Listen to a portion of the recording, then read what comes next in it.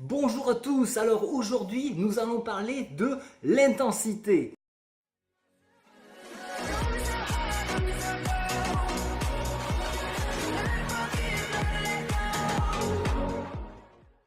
Alors ça fait une semaine que j'ai commencé le sport avec mon coach et une nouvelle donne vient de rentrer, c'est la notion d'intensité. Alors je vais demander à Robin qu'est-ce qu'il entend par là par intensité. Donc Robin, parle-nous de l'intensité dans le sport. Stéphane, aujourd'hui j'ai décidé de te faire une vidéo un peu dans un parc.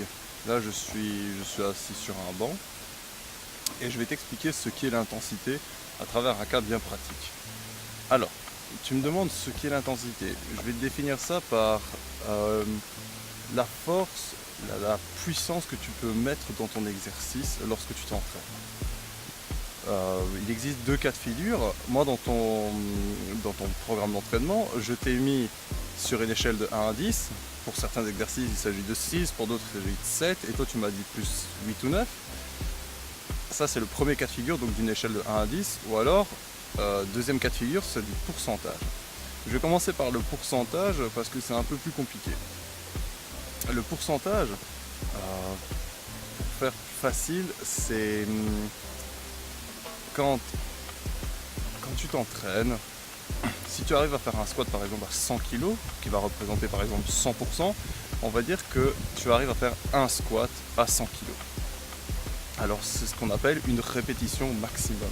La rep max que tu peux faire, c'est 100 kg une fois.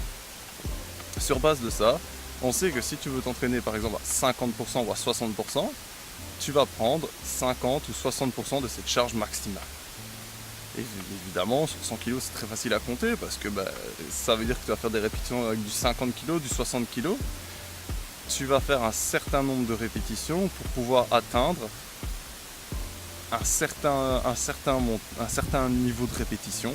C'est-à-dire que tu ne vas pas en faire une, tu vas en faire autant que tu peux pour atteindre justement la possibilité de dépasser cette répétition maximum à travers plusieurs petites répétitions.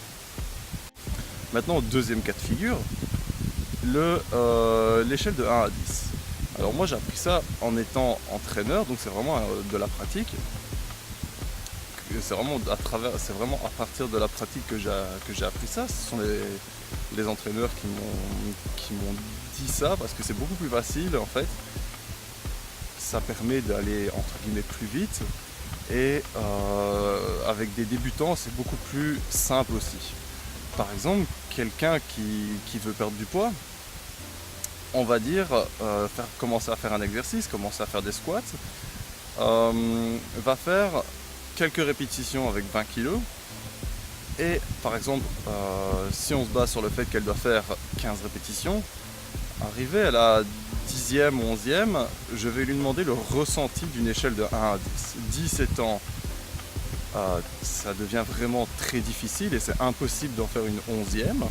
Tandis que si la personne, quand elle est à sa 10e répétition, est à 2 ou 3, ça veut dire que le poids n'est pas assez lourd. Et donc, si maintenant elle se trouve à être à 7-8, c'est parfait. Ça veut dire qu'à ce moment-là, ses muscles travaillent bien et elle va devoir se pousser pour dépasser ses limites pour atteindre la 15e. Il ne faut pas non plus arriver à la 15e en étant dans l'incapacité de la faire. Le but est vraiment de faire l'exercice. Et par exemple, pour te donner un cas concret, j'ai commencé à faire cette vidéo sur le banc. Alors là, il fait super beau, comme tu peux voir, je suis en plein soleil.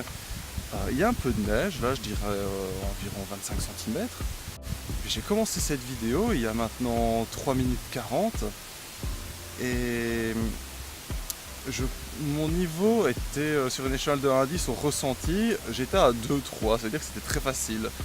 Maintenant, il faut savoir que les températures ici, maintenant il fait moins 18. Alors mon ressenti là il a augmenté, je suis un peu à 8 sur 10.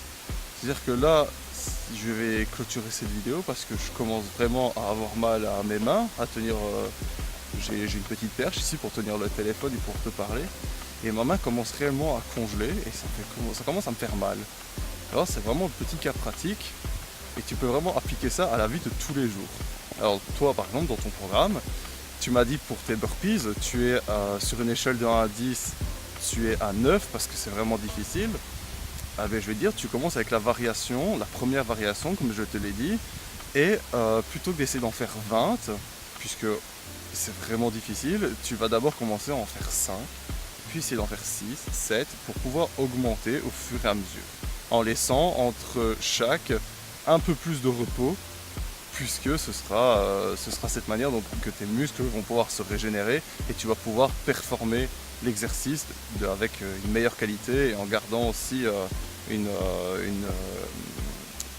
cette forme, cette qualité de mouvement.